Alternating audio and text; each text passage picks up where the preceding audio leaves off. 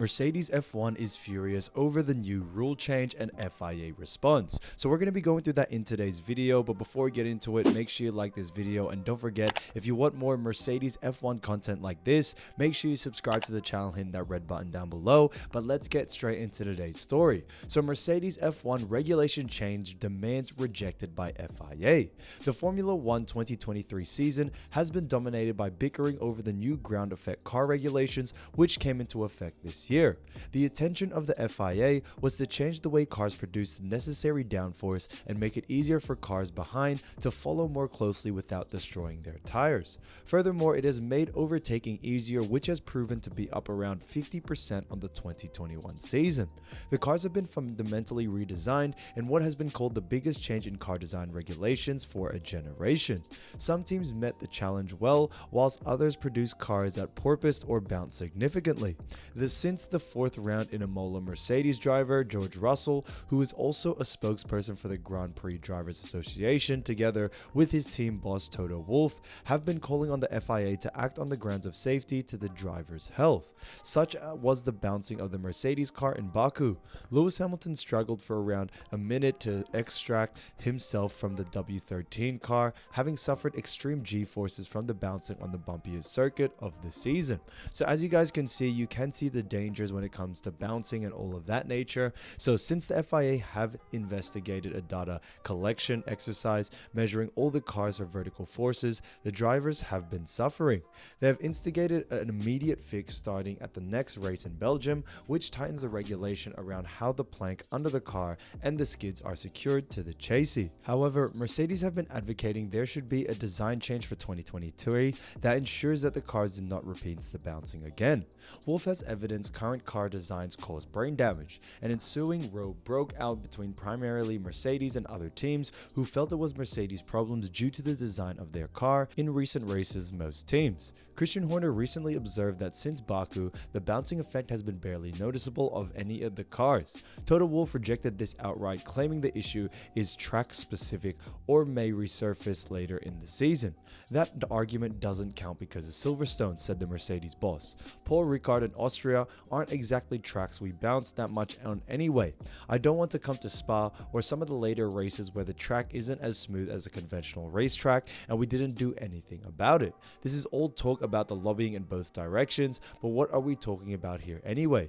Mercedes asked the FIA to change the regulations for next year's car designs without the agreement of the teams, which they only be able to do so on the grounds of safety. Through 6 teams recently opposed this because it would be outside due to process and questioned whether in fact it was a safety issue that would allow the FIA to act unilaterally. Horner, leading the group of 6, explained in Hungary, it's not just about raising the floor height or the diffuser throat height, which can have an impact into components that you wish you can carry on over the next year. I think we are going on any other aspect regarding increasing the load test on the leading edge of the floor, for example. We don't want to get into aeroelastic race that whilst the height of the floor is raised, the elasticity becomes the flavor of the day and we all end up chasing wackier elastic concepts. I think it's important that the whole package in its entirety is dealt with rather than cherry picking single elements. Rumors began to abound over a legal challenge being brought against the FIA should they bend to Mercedes' requests. Aston Martin team principal Mike Crack hoped this would not be the case. I don't think there will be a legal fight between the parties, he said. I think we will find a solution as we have done with many things lately. Ferrari too were against any changes to the floor for next season. We are very late in the day to change cars for next year, said racing director Laurent Mekies. Most of us have already in the final stage of our programs. Its porpoising is pretty much a known problem for a few races, so it will be rather awkward to impose a design change now. So I think why teams such as Ferrari and Red Bull are really against any of the other changes that will go on is because Mercedes just isn't really performing well, and I think that's why Mercedes do want to make these changes rather than an actual safety issue. But that is really all up into interpretation. You know, some teams, Red Bull and Ferrari, are obviously not going to let them gain that advantage, and that's why I see the bickering between the two. The proposal the teams were against including a raising floor of edges of 25 millimeters and diffuser throat, something that will have a big impact on car design and how they generate downforce under the car. This could again see the cars displacing more dirty air over the top and making it hard to follow once again. Yesterday, representatives for the teams met with the F1 Technical Advisory Committee and an agreement has been reached. The floor edges alone will be raised by just 15mm by the FIA, refused to back Mercedes' ideas in full. Speaking to Racing 356, a philosophical Christian Horner commented, 15mm is not as good as leaving it alone. It's not as bad as 25mm that was originally suggested. It's a compromise that we're just going to have to incorporate for next year, said Horner. We'll just have to deal with it and find a solution. That we've been good at over years, and we'll just have to do that with this challenge. Red Bull's chief technical engineer, Andrew Newey, cut his F1 design teeth on ground effects and understands the aerodynamics better than most. It's unclear though, the regulation will affect the team's performance, but Mercedes are hoping it brings some of their main rivals back towards them. Yet, if Mercedes' new W14 for 2023 is off the Red Bull pace again, maybe it will be Newey and Horner who have the last laugh. So as you guys see right here, there really is a lot of information to be seen, and when it comes to what is actually coming, it's really hard to tell. So Toto Wolff denies FIA technical directive will be a silver bullet at Spa. So Toto Wolff does not see an FIA technical directive being introduced for the Belgian Grand Prix as a silver bullet that will fire Mercedes to the front. After being delayed from June, the TD is now set to come into effect at Spa on the last weekend of August when Formula One action returns from its summer break. Flexi floors are to be clamped down upon, with claims that could impact on Red Bull and Ferrari, who have been setting the pace throughout the campaign. After a slow start to the season, for which entirely new cars has to be designed to comply with the much revised regulations, Mercedes have been gradually closing the gap to the leading two teams. The 8-time consecutive Constructor champions have had both Lewis Hamilton and George Russell finish in the podium at the last two races, second and third respectively each time.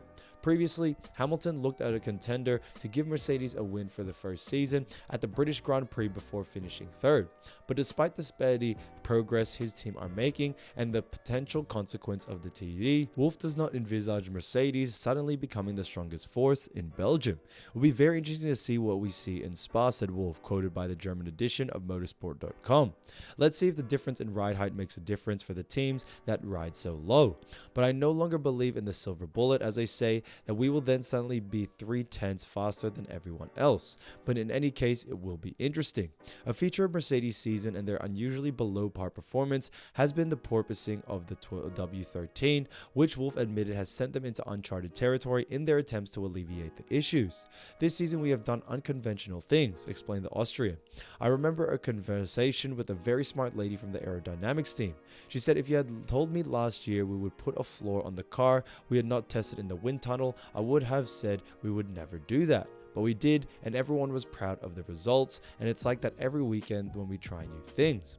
What Mercedes has achieved is greater reliability, the rivals above them in the standings, and with their only retirement having been Russell's first corner exit from the British Grand Prix. They sit 30 points behind second place Ferrari, which is a really good sign and could set them up for a great future ahead. Now, when it comes whether they have the pace to actually beat them, that is up to you to decide, and also to see how the rest of the season plays out. So Mercedes is going to summer break with a very good feeling. The reigning Constructor World Champions had to come in a long way, but after Hungarian Grand Prix, it is safe to say that the German team has found its way back to the top. They are not as yet fast as Ferrari and Red Bull, but there is some progress. Andrew Chauvelin sees that too. The task at the start of the season was enormous because it became painfully clear that they had taken Mercedes in the wrong direction. As a result, they couldn't fight for wins unless other teams made mistakes. That happened in abundance, and as a result, they were able to fight to the top spots to some extent. Since France, things seem to have really picked up for the team. 4 podiums in 2 races, also that confirmed feeling. Although a win is still missing this season, Chauvelin looks back at the F1 nation. Chauvelin looks back at the first half of the season and how they feel going into the summer break. The real confidence that we are doing the right things. The team is going well and we're going in the right direction. At the start of the year, we got a podium because 1 or 2 of our other cars made a mistake or had a reliability issue, Chauvelin acknowledges. That they needed those reliability issues now with other teams, and they have largely closed the gap.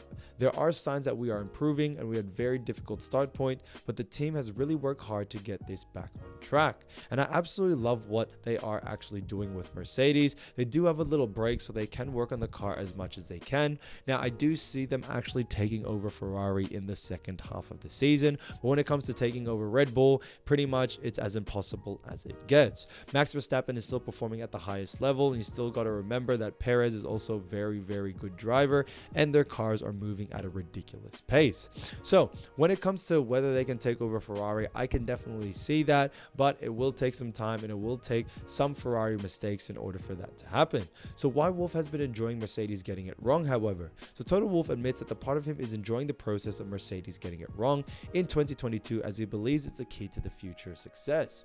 The team endured a tough start to the season, with the W13 unable to match the performance of Red Bull and Ferrari's challengers, though there have been signs of progress as the campaign has moved on. This has marked a dramatic change in fortunes for Mercedes in comparison to their previous dominance of the sport. The Silver Arrows won 8 executive constructor championships from 2014 to 2021, and Lewis Hamilton clinched the world championship in all those years, barring 2016 and 2021. However, the situation is one that Wolff has found positives in.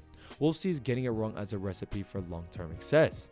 I don't see this as challenging in any way because I've had much harder times in all my life, not particularly in Formula 1, but this is actually within my comfort zone. I would say that I'm enjoying getting it wrong at the moment because it's the basis for long-term future success, I believe. We have had 8 consecutive world championships that hasn't been done in any other sport, and I think I know why. And I completely agree with Toto Wolff. Obviously, there are mistakes being made this season, and it doesn't seem that Mercedes are going to win it. However, this is all a part of the process, and it sets them up for a greater future ahead. So guys, let me know down in the comments what you think. I think it's honestly fantastic, the mindset of the drivers when it comes to George Russell and Lewis Hamilton, and also Toto Wolff to actually take this team to that next level, even if it's next season. So guys, let me know down in the comments what you think. Thank you so much for watching, and yeah, I'll see you soon. Peace.